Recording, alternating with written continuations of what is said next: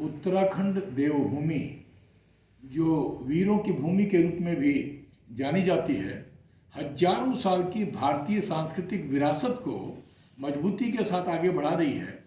और वर्तमान समय में जबकि कोरोना का संक्रमण काल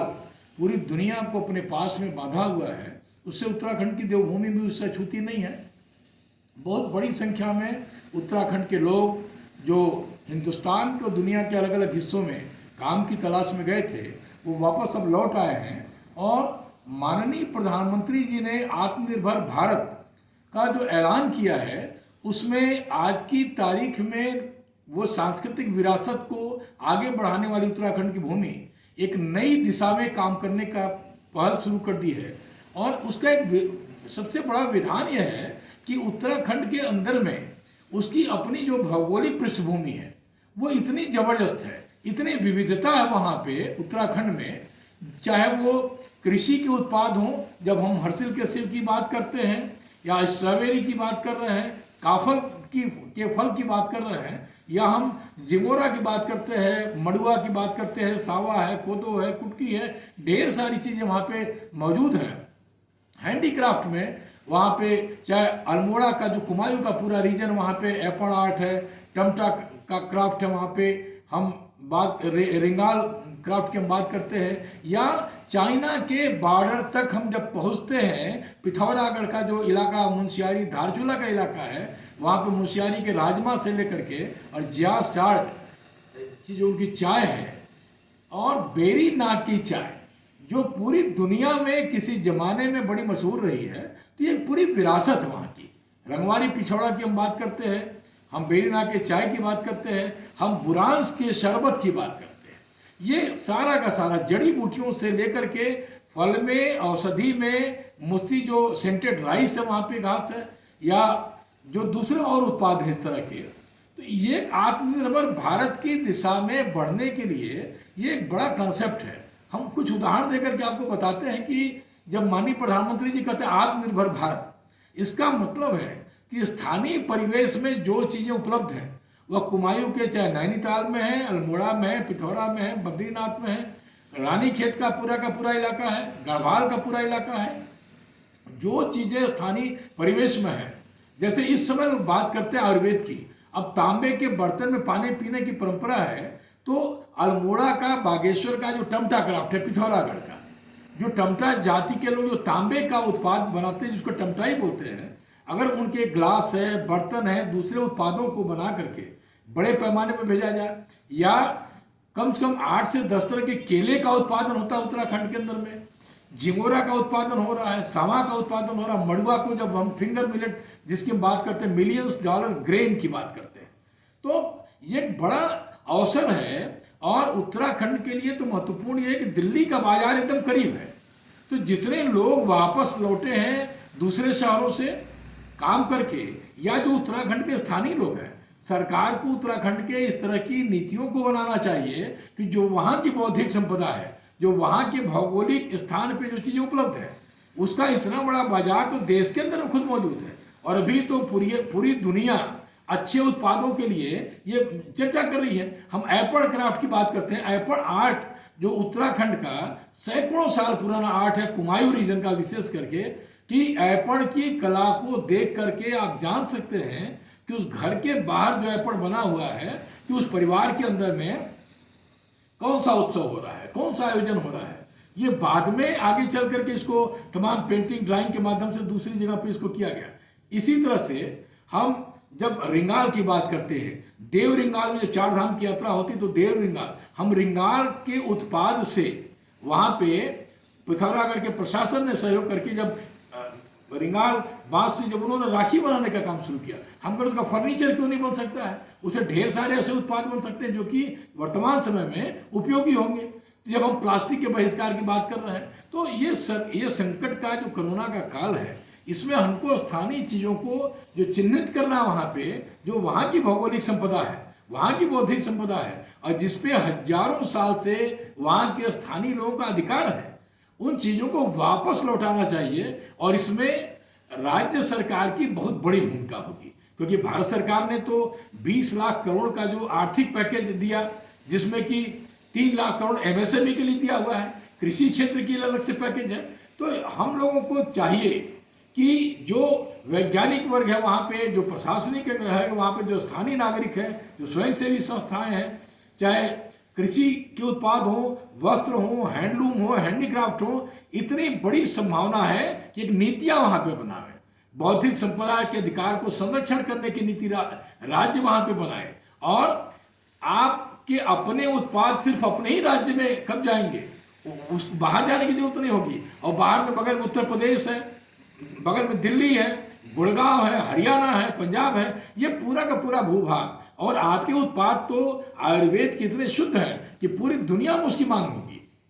तो हमारा आग्रह है कि अब हम थुलमा ब्लैंकेट की बात करते हैं, पाखी की बात करते हैं, या डन कारपेट की बात करते हैं, हम अपने इन उत्पादों को उत्तराखंड के, जो वहाँ के लोगों की अपनी कमाई है, अपनी पूंजी है,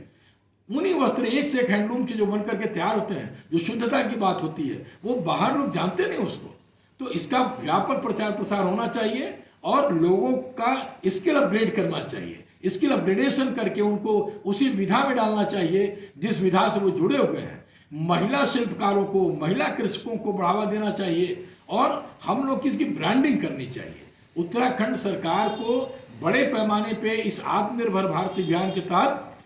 जो अपने लोग वापस गांव लौटे हैं, या वहाँ पे तो बहुत बड़े पैमाने पे सेना में लोग हैं, फौज में लोग हैं, और हमें कहते हुए गर्व है कि इस देश की सीमा की रक्षा के लिए उत्तराखंड के लोगों ने बहुत बड़ी भूमिका निभाई है। और इस संकट के काल में जब भी चाइना से इतना बड़ा खतरा हमको हो रहा है, उत्तराखंड का इलाका वो लद्दाख से भी जुड़ा हुआ है, हिमाचल से भी जुड़ा हुआ है, चाइना के बॉर्डर तक हम जाते हैं, तिब्बत के साथ में आज़ादी के पहले से बहुत अच्छे ट्रेड के रिलेशन रहे हैं, पिथौरागढ़, मुंशियारी, धारचूला के रास्ते से जा करके। तो ये वापस हमको सांस्कृतिक विरासत को, जो हम कहते हैं देश की समृद्ध सांस्कृतिक विरासत, वो अकेले उत्तराखंड उसके लिए इतना महत्वपूर्ण स्थान है कि हम वहाँ के लोगों के साथ साथ हम दूसरे राज्यों के लोगों को भी काम से जोड़ सकते हैं और एमएसएमई के साथ में इसको जोड़ सकते हैं। जब हम कृषि में एंटरप्रेन्योरशिप की बात करते हैं, एमएसएमई में तो जो एंटरप्रेन्योर हो रहा है, हैंडलूम में, हैंडीक्राफ्ट में हो रहा है, कुटीर उद्योग में हो रहा है, कृषि में एंटरप्रेन्योरशिप की बहुत बड़ी संभावना है। अब हर्सिल का सेब, हमें कई बार ये दुख भी हुआ ये जान करके कि उत्तराखंड में सेब का बड़े पैमाने पर उत्पादन होता है, लेकिन पूरे देश में उत्तराखंड के सेब की कोई ब्रांडिंग नहीं है। वह हिमाचल का सेब समझ के लोग उसको लेते हैं, हिमाचल के सेब के रूप में वो जाना जाता है। उत्तराखंड को अपने उत्पादों की अपनी ब्रांडिंग करनी चाहिए, अपने सामानों की ब्रांडिंग करनी चाहिए, उसको घर से वो उसको बेचना चाहिए। अब चाहे वो काली गाहत हो, लाल गाहत की दात हो, या वहाँ पे ढेर सारे मसाले ऐसे हैं जो मसाले हिंदुस्तान की क्या दुनिया के किसी भूभाग में नहीं है, उनको हमको वापस लाना चाहिए। इस कोरोना के संक्रमण काल में हल्दी की बात हो रही है, लेकिन दारू हल्दी पे कोई चर्चा नहीं कर रहा है। दारू हल्दी उत्तराखंड की एक ऐसी हल्दी की वैरायटी है जो कोरोना के समय में रामबाण का काम करेगी। तो ये हम लोगों को प्रचार प्रसार करना चाहिए। उसका नाम है, वो छाल के रूप में प्रयोग करते हैं। वहाँ का तेज पत्ता जो कि जीआई का उत्पाद है, तेज पत्ते का बड़ा महत्व है, और उसी की छाल से दालचीनी तैयार करते हैं। अब ये लोगों को मालूम नहीं है कि उत्तराखंड की दालचीनी जो तेज पत्ता है वो देश की बौद्धिक संपदा में जीआई पंजीकरण के द्वारा शामिल है। अब उसका उपयोग करना चाहिए, ब्रांडिंग करनी चाहिए। तो हमारा आग्रह वहाँ की सरकार से कि आत्मनिर्भर भारत, जो माननीय प्रधानमंत्री जी का 135 करोड़ लोगों के लिए जो स्वप्न है, एक विजन है, दुनिया को फिर से एक ऊंचाई पर ले जाने के लिए, इस काल में हम लोग जब एक तरफ हमारे वीर जवान